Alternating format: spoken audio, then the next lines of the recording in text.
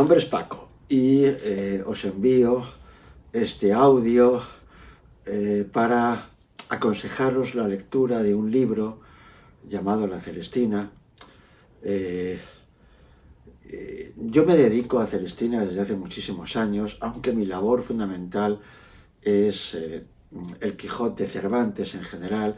Soy un cervantista, pero considero y sigo considerando y consideraré toda mi vida que el mejor libro jamás escrito en lengua española es el libro de Celestina. Supongo que sabéis que Celestina tiene dos autores. Es muy posible que tenga tres, es casi seguro que tenga tres, pero es plenamente seguro que tiene dos. Rojas, como dice él mismo en el libro, siendo un estudiante, como ustedes, de leyes, como vosotros, estoy acostumbrado por Estados Unidos a emplear el ustedes, ¿no? Como vosotros, como vosotras, es un estudiante de leyes que aprovecha unas vacaciones para terminar un primer acto. Ese primer acto Rojas se lo encuentra y le gusta muchísimo y decide terminarlo. Ese primer acto es una barbaridad. Es una auténtica bomba. Yo siempre digo que hay un antes en Occidente, cuidado, en Occidente hay un antes y un después de Celestina, y yo diría casi de manera más específica que hay un antes y un después, valga la redundancia, de ese primer acto escrito por un autor anónimo. En ese primer acto, ustedes ya lo saben, Calisto siente un amor enloquecido, repentino por una mujer. Aquí cuando hablamos de amor tenemos que entender lujuria, una pasión por una mujer llamada Melibea. Melibea lo rechaza, lo expulsa de su jardín, y Calisto, que tiene 4 criados, aparecen al principio 2, pero luego aparecerán otros 2 muy jovencitos.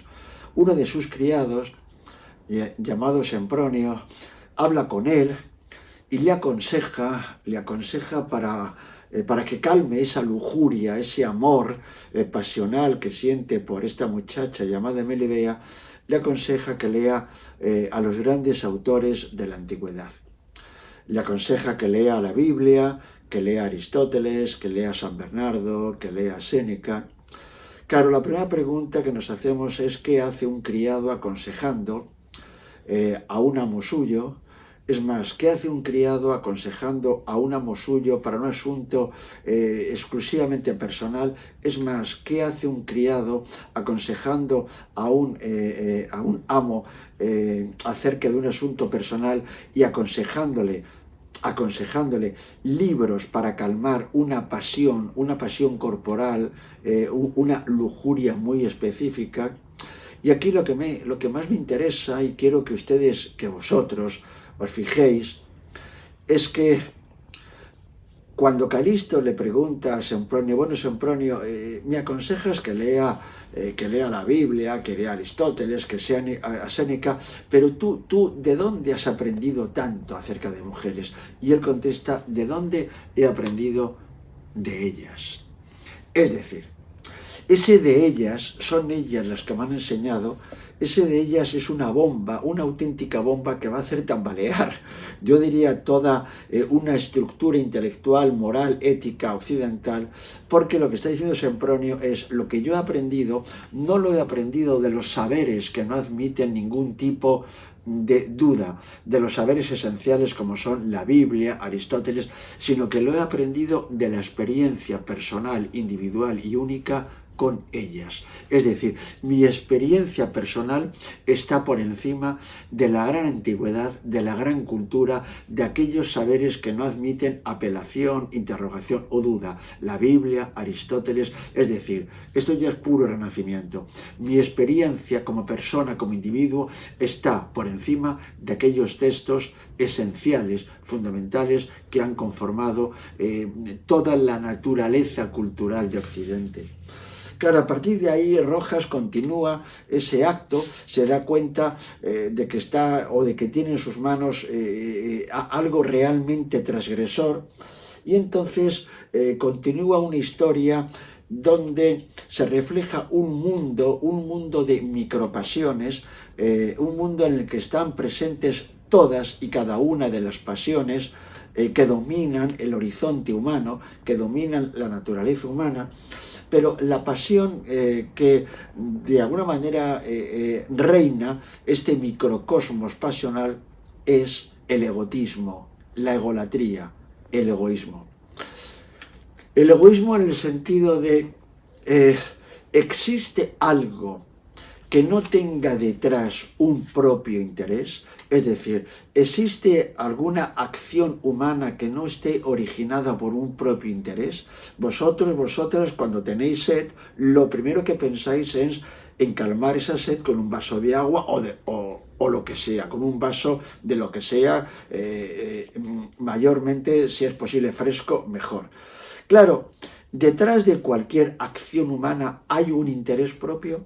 Detrás de cualquier volición, detrás de cualquier acto, detrás de cualquier gesto, lo que hay es un interés propio, es decir, todas nuestras acciones, todas vuestras acciones tienen detrás, incluso en los casos de mayor generosidad, hay detrás un acto de egoísmo, hay detrás un acto de interés propio. Claro, es un mundo, el de Celestina, dominado por esa especie de egolatría animal, de egolatría del estado de naturaleza.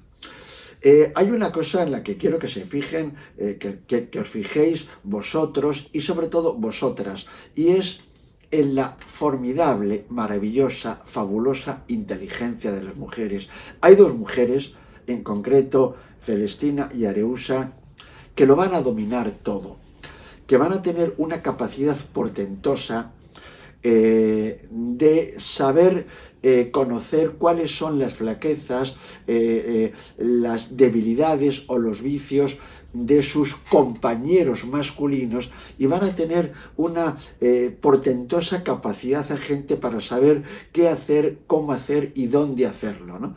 Sí me gustaría que os fijarais mucho, no solamente en Celestina, que es evidente su inteligencia, sino también en Areusa. Bien, voy a ir, porque no quiero enrollarme, no quiero cansaros excesivamente, voy a terminar con una reflexión última. Al final sabéis que Calisto muere, que Pármeno muere, que Sempronia muere, que Sempronio muere, que Celestina muere, que todos mueren, y existe una especie de crítica celestinista que dice que estos personajes mueren por lo que han hecho, por lo que han dicho, es decir, que son castigados, ¿de acuerdo?